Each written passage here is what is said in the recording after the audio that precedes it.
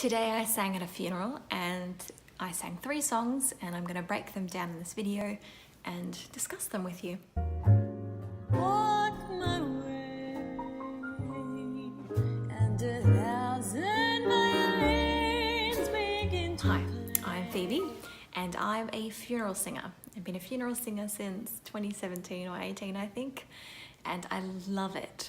Even though it's something I fell into, I absolutely adore holding others as they mourn and grieve and witness their loved ones leaving us and dying, going to the next plane, going to the next life, whatever you believe and whatever they believe. So today I sang at a Catholic man's funeral. It was open casket and he was viewed before the small ceremony.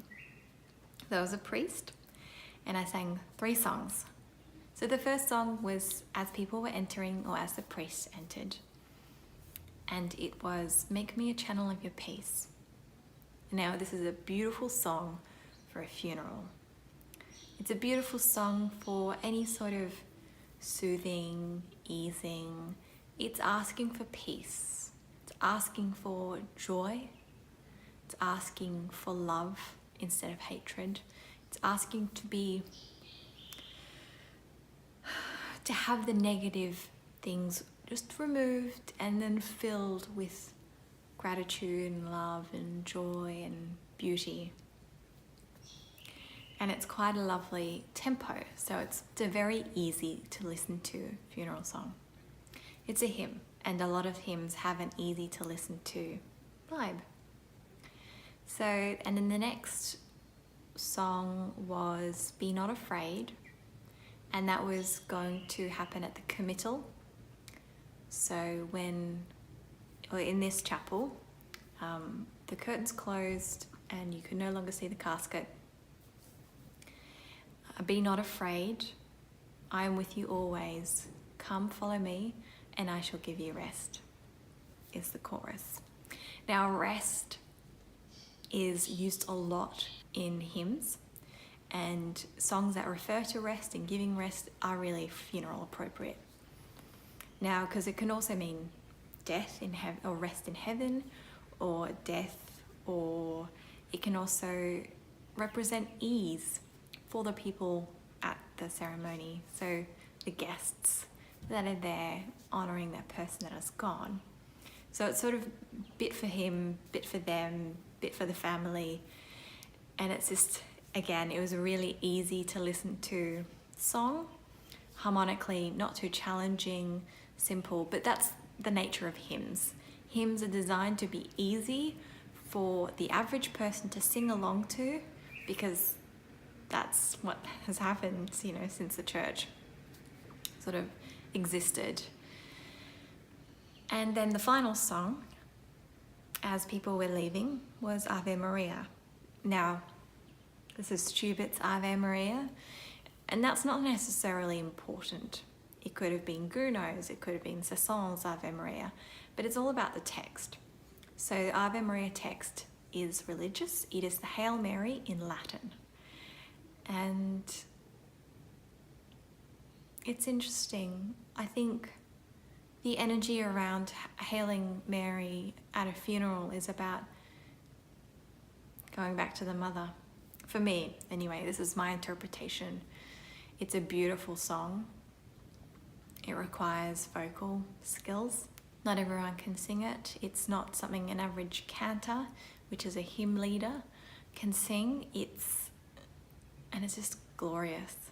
I mean, amazing work by Schubert. It not being in English and the Latin text, it adds a distance, which I think is a healthy distance in this case, because you don't necessarily want people to be delving deeper into their grief and feeling more overwhelmed as they're trying to leave and going to have a cup of tea and a coffee and a little nibble. You don't want that. You want them to leave a little bit lightened. So that's where picking the number 2 song, or 2 or 3, the middle songs, are really important. If you want to evoke emotion, put the emotion evoking songs in the middle. Have a good sandwich. Now I'm giving you music programming advice, but it's good advice. Start off with something that's light, gets people to acknowledge that, yes, we're here, this is what we're doing, this is what is going to happen today or for the next hour. And then if it's religious of any kind, there'll be the readings and the eulogy, and that sort of happens anyway. And then the reflection, which we didn't have today because he actually had very specific instructions, which I really admire, and I'll tell you them later. But normally a reflection is where people just sit and listen to the song and let the feelings come up. I love reflections. They're my favorite. I love feeling things, and I love witnessing people feeling things. I like to be there for people, even if I'm not speaking to them.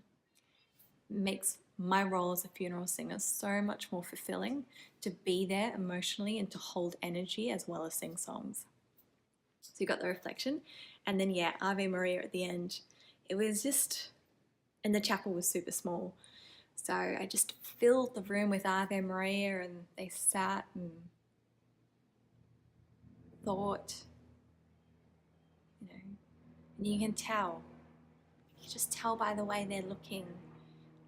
That little spot on the carpet, 2 meters in front of them, they're thinking about them. Or, who knows, they could be thinking about their shopping list. We don't really know. But I felt really fulfilled today. And it was such a small chapel, and there weren't many guests at all. There was 8, but there were quite a few people on the live stream in Ireland, because that's where he was born. Now this man, Bryan, who we celebrated today, he had very specific requests. So he picked the music before having a heart attack, and he didn't want booklets. So if you've been to a funeral, often booklets are very much a thing. You go in to the foyer, you pick up a little booklet, you write down your name somewhere if you want, and you take your booklet and you go sit down and you read the order of what's going to happen. He didn't want booklets. He didn't want people reading, which is a fair call. And he didn't want a reflection. He thought it was a waste of time. Now, after hearing the eulogy and the poem written about him by one of his daughters, he was a live life to the fullest sort of man. He was a chef. He was a family man. Christmases sounded amazing in his household. And I understand him a lot, not because of just the eulogies and the poem, but by the choices and requests he made. No booklet, these songs only, no reflection. And as people left, they were given a little packet of sunflower seeds, which I thought was really lovely too. So that was today's funeral and a little breakdown of the songs that I sang. Now, so those 3 were one of the top 15 songs that I sing at funerals, and it was fitting. He was very religious, but maybe you could choose something a bit different. Maybe Ave Maria isn't for you, which is totally fine. There's so many more other options than Ave Maria. Have a beautiful day and be well.